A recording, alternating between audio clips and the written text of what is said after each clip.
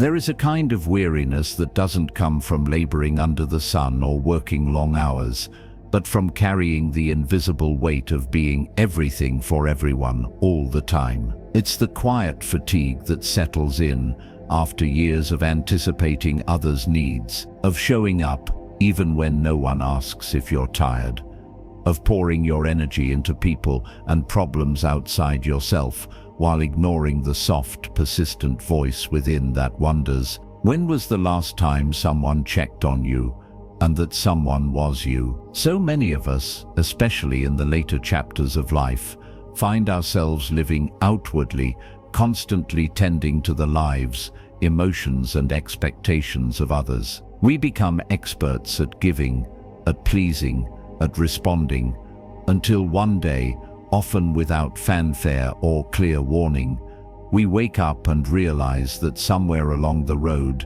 we've forgotten how to return home, to our own hearts. And perhaps that's where the real ache begins, not from being needed, but from never having had time to truly need ourselves. We scroll, we worry, we compare, all while calling it connection. We listen to the voices of others, their approval, their demands, their judgments, until our own voice, our own truth, becomes so faint, it's nearly unrecognizable. And yet, deep down, there's something in us that remembers. There's a tug, not dramatic, just steady, that says, there's more to you than what the world reflects back. That tug is the soul's invitation to return inward, to slow the pace, to quiet the outer noise, and hear the music of our own presence again. But here's the dilemma. The world rarely encourages this turning inward. In fact, some would call it selfish. Some might even say it's indulgent or irresponsible to step back from the roles we've become so good at playing. Yet I ask you gently, is it truly selfish to nourish the very self that gives, supports, and loves so much? Can a candle continue lighting the way for others if its own flame is flickering in exhaustion? We often forget that tending to ourselves, not out of ego, but out of reverence, is not a luxury. It is a necessity. A dry well quenches no one's thirst. And still, most of us delay this return to the self. We wait for the world to slow down, for the demands to lessen, for someone to give us permission to pause. But what if that permission has to come from within? What if now is the time to listen, to breathe, to reconnect? So today, I invite you to do something rare and sacred. I invite you to pause, not to escape life, but to finally meet it as it is, with clarity, softness, and presence. Let us begin a quiet journey, not toward the noise of more, but toward the wisdom of enough. Let us explore, together, what happens when we stop being distracted from ourselves and finally come home. Part 1. The cost of looking outward too often. There is a quiet sorrow that builds over time, often unnoticed, like dust gathering in the corners of an old house. It comes not from a single moment of heartbreak, but from 1,000 small ways we abandon ourselves in the name of responsibility, love, or societal expectation. From the outside, everything may appear perfectly fine. The house is clean, the grandchildren are happy, dinner is on the table, and all the bills are paid. But inside, something feels vaguely missing. Not broken, not dramatic, just faded, like an old photograph left too long in the sun. This happens more often than we admit. When we live too long with our attention turned outward, we become so accustomed to meeting other people's needs, to reacting to their opinions, to striving for their approval, that we slowly begin to drift from our own center. And over time, that distance becomes a disconnection so deep that we forget what it even feels like to be truly at home in ourselves. We scroll through pictures of other people's lives, listen to voices telling us how we should feel, and compare our quiet reality to someone else's highlight reel, and we wonder why contentment feels so elusive. There's a story I once heard from a Buddhist teacher about a woman who carried a beautiful, hand-woven basket on her back. Each day, as she walked through the village, people would place things into her basket, their worries, their expectations, their gratitude, their blame, and she, being kind and generous, never said no. The basket grew heavier each day, and though she smiled politely, her steps grew slower, her breath shorter, her heart wearier. One day, as she approached the temple, an old monk stopped her and said, "Child, when will you place something of your own into that basket?" She paused, looked back at the empty space where her own joy used to sit, and for the first time in decades, she began to cry. This is what happens when we forget ourselves. We begin to live in a world where everyone else's voice is louder than our own, where our worth is measured by how much we do rather than how deeply we feel. In Buddhist philosophy, this is the trap of apadana, clinging to roles, to recognition, to identities that do not reflect the truth of who we are. And yet, the Dharma gently reminds us, freedom lies not in becoming more to others, but in becoming enough for ourselves. When we live outward too long, we forget how to sit quietly with our own breath. We forget the softness of our own presence. We forget that we too deserve to be held, not just by others, but by ourselves. The cost of this forgetting is great. A chronic sense of emptiness, a restless mind, a life lived in service to appearances rather than to truth. But the beauty is, and it's never too late, we can return at any moment. Even now, the path home begins with a simple turning inward, with one breath, one pause, one moment of choosing presence over performance, and in that stillness we begin to remember, I am not what others expect. I am not what I've been told. I am simply here, breathing, worthy, and quietly, deeply enough. Part 2. Attention is your most precious energy. There is an old teaching in Buddhist philosophy that says, where the mind goes, energy flows. Where energy flows, life grows. At first glance, it might seem like just another poetic proverb, but if we truly sit with it, we begin to realize that it carries the blueprint of how our lives unfold. Quietly, moment by moment, breath by breath, depending entirely on where we place our attention. And yet, how often do we offer that attention with care? How often do we guard it as we would something sacred? For many of us, especially in the second half of life, our attention has been scattered in every direction for decades. Children, careers, relationships, endless responsibilities. The result, we become like a river that has been split into 100 streams, thin, shallow, easily evaporated, instead of a strong, steady current that nourishes deeply. Think of your attention as the sunlight of your inner world. Whatever you direct it toward begins to grow, just like seeds in a garden. If you constantly focus on regrets, worries, or distractions, it's not surprising when your days begin to feel heavy, scattered, or unfulfilling. But if you gently redirect that attention, even a little, toward your growth, your healing, your quiet joys, then slowly the landscape of your life begins to shift. Not through dramatic change, but through steady tending.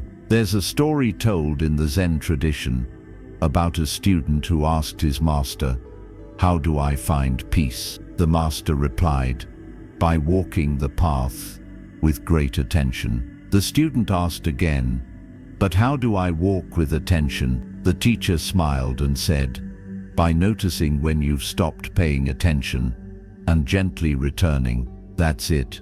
No punishment, no shame, just returning again and again." In our modern world, We are flooded with noise, notifications, advertisements, endless information, all demanding our attention, all pulling us away from ourselves. It is no wonder that many of us, particularly as we age, feel chronically tired, not because we are doing too much, but because we are constantly giving our energy away to things that don't nourish us in return. A mind always occupied is a soul always waiting. But what if you treated your attention like a precious jewel?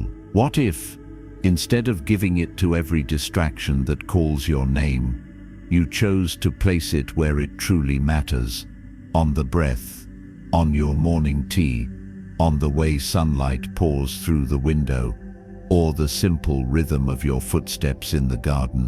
What if you offered your attention the same way a mother watches over her sleeping child, softly, patiently, with reverence? The Buddha often spoke of samasati, or right mindfulness, not just as a practice, but as a way of life. It means becoming the quiet guardian of where your attention rests. It means saying no to the noise that robs you of presence, and yes to the stillness that gives you back your life. So today, ask yourself with kindness, where is your energy flowing? And more importantly, is it growing something beautiful or simply keeping you busy? You don't have to fix everything. You don't have to change the whole world, but you can begin right now by choosing to bring your attention home to this moment, this breath, this quiet space that has been waiting for you all along. Part 3.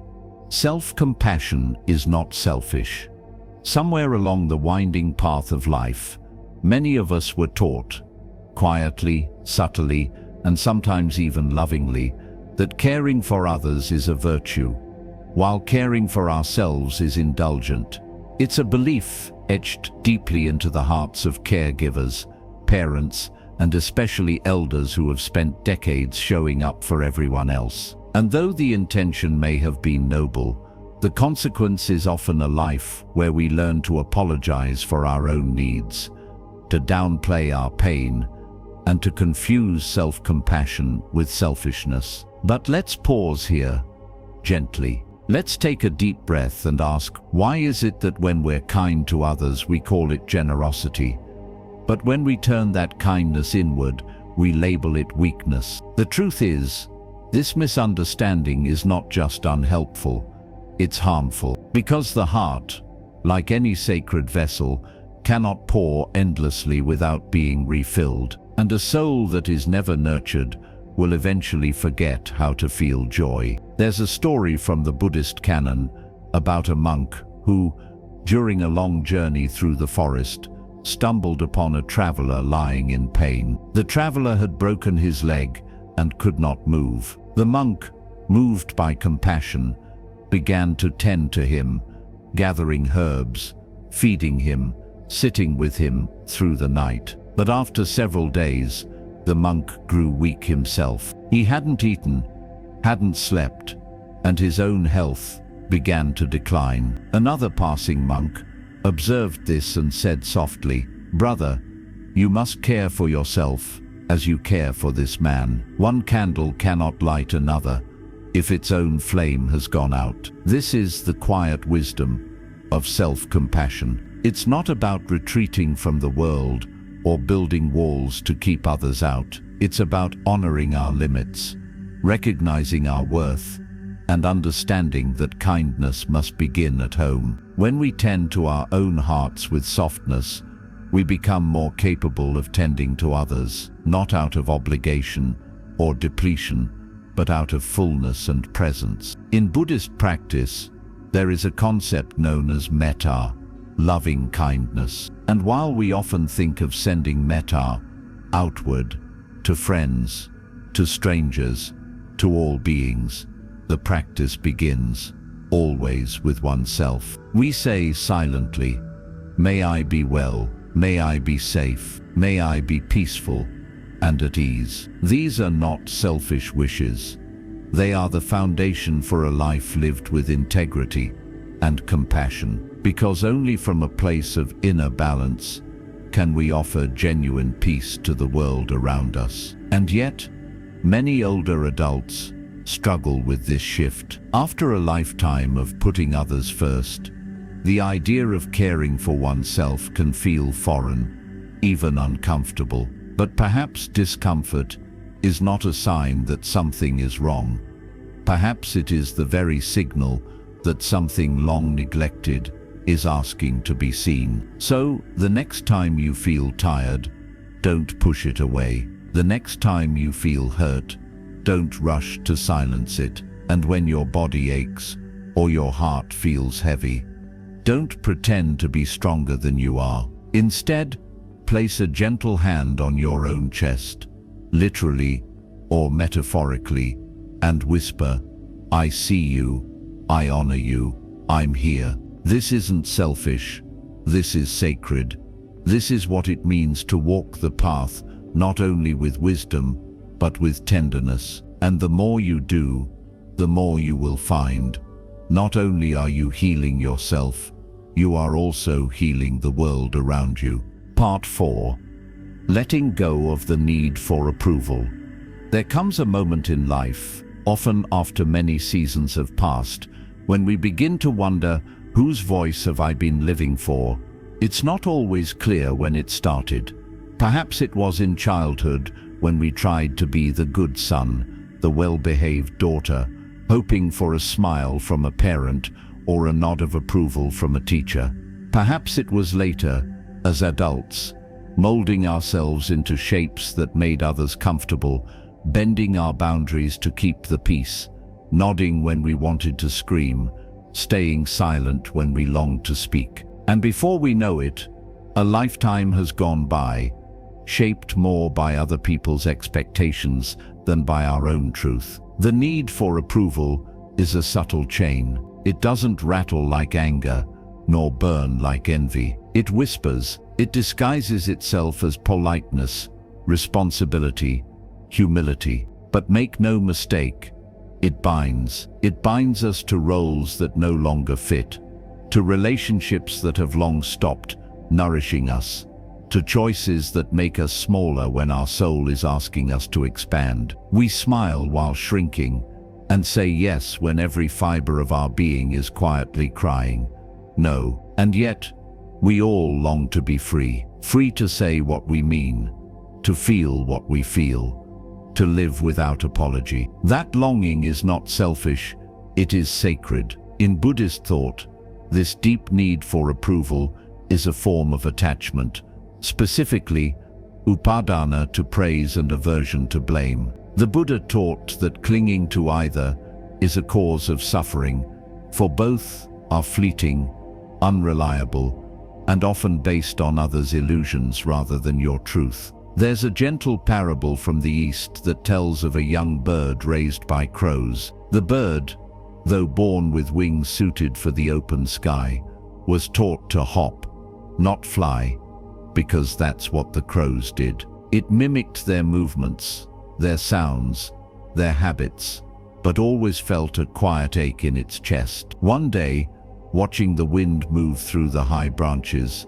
it felt something stir within. And though the others warned, mocked, even scolded, the bird stretched its wings for the first time and rose. That flight wasn't just freedom, it was a return to self. Many of us are that bird.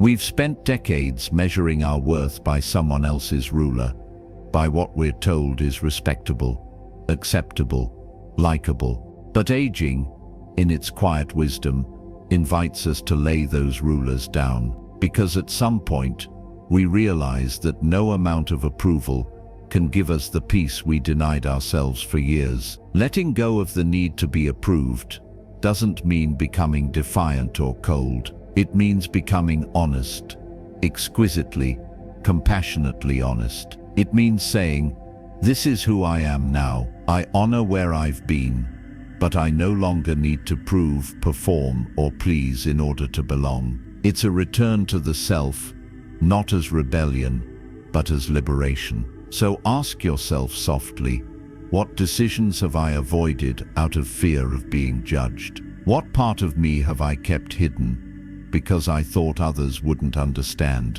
And what would happen, truly, what would happen if I chose, in this season of life, to trust myself more than I fear their disapproval? Perhaps, in doing so, you will discover a new kind of joy, not the joy of being liked, but the quiet, radiant joy of being whole. Part 5. The wisdom of daily discipline. Discipline.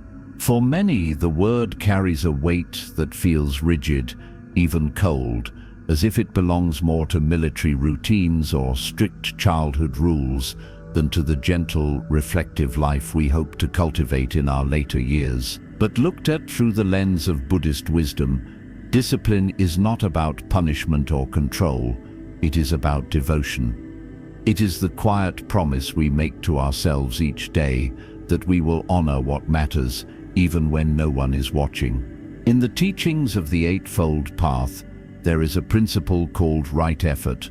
Not frantic effort, not forced effort, but right effort. It speaks of a discipline that is neither harsh nor passive. It is like tending a small garden. You don't flood it with water out of impatience, nor do you neglect it entirely and hope for miracles. You show up, gently, consistently, with care, and in that patient tending, something sacred begins to grow. There is an old story of a man who spent years searching for enlightenment. He visited many monasteries, studied with famous teachers, and traveled far and wide seeking profound experiences. One day, tired and frustrated, he returned to his humble home where his elderly mother still lived. She watched him with quiet eyes as he paced and sighed. Then she handed him a broom and said softly, "Sweep the floor, son." At first he was annoyed. He wanted spiritual answers, not chores, but out of habit, he swept. And as he swept each corner of the house, he noticed how his breath slowed, how his mind became clear, how his body softened. In that simple act, he found what he had spent years searching for, not in some mountaintop temple, but in the quiet rhythm of his daily life. That is the power of small, steady actions. For those of us beyond the rush of youth, discipline becomes less about achievement and more about alignment. Aligning our days with our values, our actions with our intentions. It might be as simple as waking up at the same time each morning and greeting the day with a short meditation, or choosing to take a slow walk instead of staying in the chair all afternoon, or perhaps drinking warm tea mindfully without distractions, simply being present with the moment. These are not dramatic gestures, but they are profound, because the truth is, how we live our days is how we live our lives. If each day is scattered, reactive and unintentional, then our life becomes a blur. But if each day is shaped with gentle rhythm, with chosen moments of clarity, intention, and stillness, then even the simplest life becomes radiant.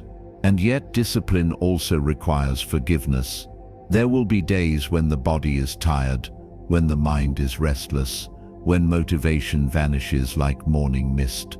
On those days, remember, returning is enough. As the Buddha said, drop by drop is the water pot filled. It's not perfection that transforms us, it's presence repeated. So ask yourself, softly, what small ritual, what loving effort could I offer myself each day? Not to impress others, not to chase some distant goal, but simply to honor this life, this breath, this sacred now. Because in the end, the most meaningful discipline is the one that reminds us, each day, who we really are beneath the noise. Part 6. The Power of Solitude and Silence. In a world that rarely pauses, silence has become a forgotten refuge. We're so used to the noise, not just the kind that hums through televisions and telephones, but the mental static that fills our days, plans, worries, judgments, memories, and constant commentary. It follows us like a shadow, whispering through every empty moment, and many of us, without realizing it, have become afraid of the quiet, as if stillness might reveal something we've long been avoiding. And yet within that very silence lies the doorway home. There's a tender truth that often becomes clearer as we age. Solitude is not the same as loneliness. Loneliness is the ache of disconnection, of being unseen, unheard, or unvalued. Solitude, by contrast, is a sacred returning to our own rhythm, our own breath, our own essence. It is where the dust of the day begins to settle and our deeper knowing rises to the surface like a reflection in still water. I once met an elderly man who had lived alone for many years after his wife passed away. People in the neighborhood called him quiet, even strange, because he rarely joined gatherings or talked much. But when I sat with him one afternoon in his small sunlit garden, he told me something I'll never forget. At first the silence was unbearable, he said, looking out at the roses. I kept the radio on just to fill the space, but one day the batteries died, and I was too tired to replace them, so I just sat and listened. And in that stillness, I heard things I hadn't heard in years: the wind, the birds, my own thoughts, and then something deeper. I started hearing who I really was, beneath all the stories I'd been telling myself. And you know what? I liked the man I found. His words echo the heart of many Buddhist teachings, that within the quiet the self is revealed, not the constructed self, shaped by opinions and expectations, but the authentic self that has always been waiting, patient and whole. The Buddha himself sought solitude under the Bodhi tree, not as escape, but as return. In silence, he listened,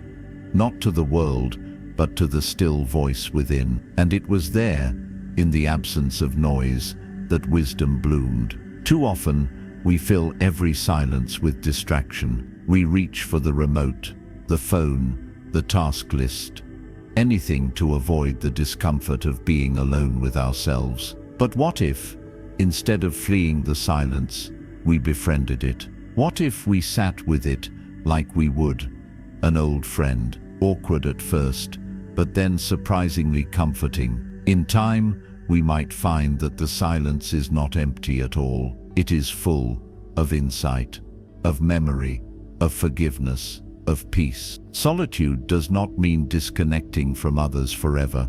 It simply means making space in our day, even 5 quiet minutes, to be fully with ourselves, to breathe without performing, to sit without explaining, to listen without interruption. In that gentle pause, something shifts. We begin to remember what truly matters. Our priorities realign, our hearts soften, and the answers we've been seeking, often from books, from others, from busyness, begin to arise on their own. So if your life has grown noisy, not just outside but inside, let this be your invitation. You don't need to run away or make drastic changes. You only need to sit, breathe, listen. The wisdom you seek is already within you, and silence is the language it speaks. Part 7. Boundaries are acts of love. For many of us, especially those who grew up in cultures or families that valued selflessness above all else, the idea of setting boundaries can feel unfamiliar, even unsettling. We've been taught, sometimes without words, that love means always saying yes, that kindness means never turning away, and that strength means carrying the burdens of others without complaint. Over time, this can form a quiet, invisible contract. I will stretch myself thin so others can be comfortable. And yet as the years unfold, the cost of that silent agreement becomes too heavy to bear. Because when we say yes too often to others, we begin to say no, silently, and sometimes unknowingly, to ourselves. No to rest, no to peace, no to the inner voice that says, This is too much. And the deeper tragedy is that many of us don't recognize it until the body speaks through fatigue, the heart speaks through resentment, or the spirit whispers in sadness, "I've been forgotten." But here's the quiet truth that so many of us, especially in the later chapters of life, are just beginning to reclaim. Boundaries are not barriers. They are bridges to authentic love. They do not push others away. They allow us to show up fully, with clarity and care, rather than with resentment and depletion. A boundary is simply the honest recognition of what is sustainable, healthy, and respectful, not just for others, but for ourselves. In Buddhism, we are reminded to act with compassion, but compassion must include oneself, or it is incomplete. The practice of karusa, or compassion, does not ask us to abandon ourselves in the name of service. Rather, it calls us to be awake to suffering, including our own, and to respond wisely. Sometimes, that response is a warm embrace, and sometimes it is a gentle but firm no. There's a story from a Zen monastery about an elderly nun who was deeply respected for her kindness. Pilgrims would often seek her out for advice, and she welcomed them with tea and attentive listening. But she also had a custom each day. At sunset, she would close her gate and hang a small wooden sign that read, "Not today." It wasn't meant to offend or exclude. It was her way of honoring her energy, her time for meditation, her inner life. And because of this balance, she was able to serve from a place of presence, not pressure.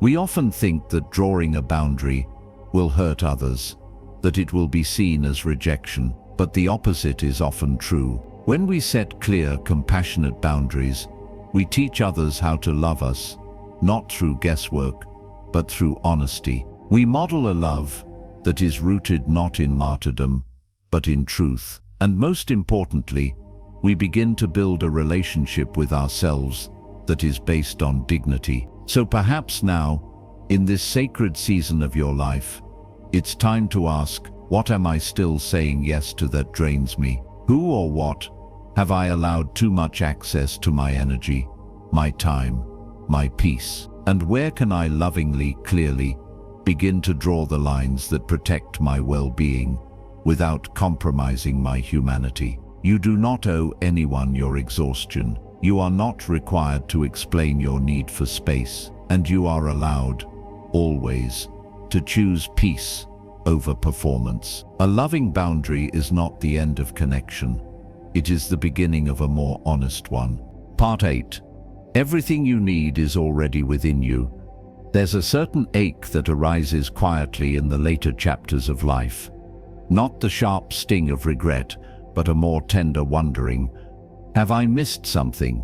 Is there still something out there that I'm supposed to find, to do, to become? We scroll through images of other people's lives. We hear success stories, health routines, spiritual awakenings, and sometimes, just sometimes, we feel like we're still waiting for our own. But here's the gentle truth, that Buddhism and life itself continues to whisper to us through every breath, every season, every passing year. What you are seeking has been inside you all along. From the earliest Buddhist teachings, there's a deep reverence for the inner refuge, the Dhamma not only found in scriptures or temples, but in the very fabric of your own being. The Buddha often reminded his disciples, "Be a lamp unto yourself," not because the world lacks light, but because the truest wisdom, the most reliable guidance, and the deepest peace can never come from outside. They rise from within, quietly, like a lotus from still water, once the mud of noise and distraction has settled. I once heard the story of an old woman who had spent her entire life chasing what she called the spark, that elusive feeling of completeness. She traveled far, joined groups, studied, meditated, bought countless books and journals. In her 70s, after an illness kept her homebound for many months, she began to sit in silence every morning, not to achieve anything, but simply because there was nothing else to do. Day by day, something inside her softened. She began to notice the way sunlight moved across the kitchen floor. She heard the birds more clearly. Her own thoughts no longer frightened her, and one day, sipping tea with a slight smile, she said aloud to no one in particular, "So this was it. I've been carrying it the whole time."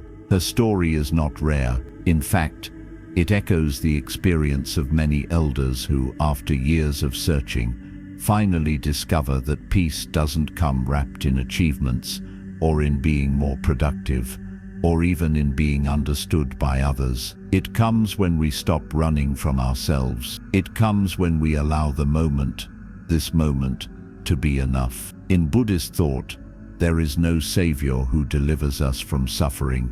The path is walked from within. Our clarity, our freedom, our joy, these are not gifts given from outside, but seeds already planted deep within the soil of our being. What's needed is not more striving, but gentler tending. You are not incomplete. You are not too late. You are not behind. You are, in fact, already whole, and always have been. You may carry scars.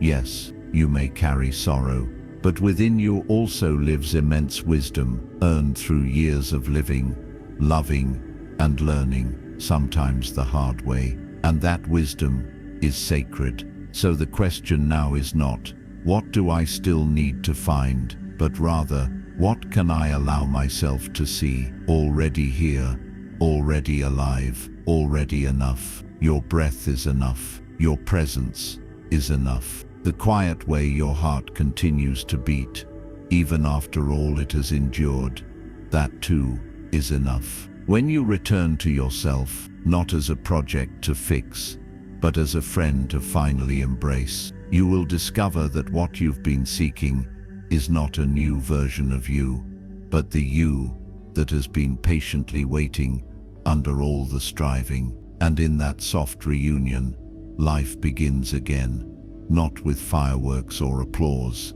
but with the unmistakable peace of finally coming home. Conclusion: coming home to yourself.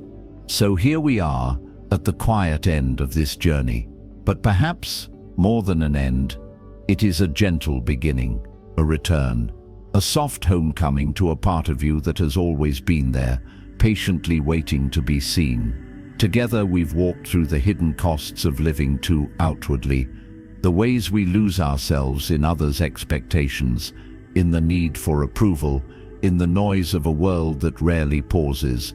We've explored how your attention, that precious inner flame, shapes the entire landscape of your life.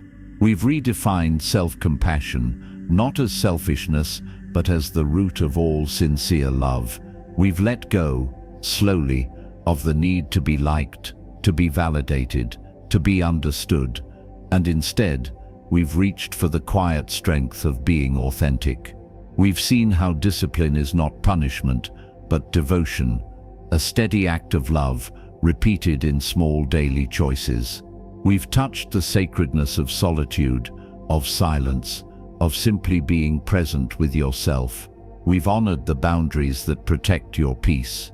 And finally, we've remembered the most essential truth, that everything you've been searching for has always lived inside you. And now, I invite you to breathe. Just one soft breath, taken not in a rush, but in stillness. Ask yourself gently, where am I leaking my energy today? What part of me needs tending? What would it feel like to live just one day, just one, in full alignment with who I really am? You don't have to fix everything. You don't have to change your whole life overnight. You only need to start listening inward. One breath, one boundary, one honest act of self-care at a time. Because when you begin to walk in this way, not toward more, but toward truth, life, in its quiet wisdom, begins to fall into place. So let this be your reminder, dear friend. You are not broken. You are not behind. You are simply being called inward. And if this message touched something soft inside you, if it reminded you of something you had forgotten but always knew, then I invite you to stay connected. Subscribe to Quiet Wisdom. Let this space be your gentle companion, a lantern in the quiet, a place where we return, again and again, to what really matters. Until we meet again, may you move through your days with presence. May you listen deeply to your own stillness. And may you remember, always, you are already enough.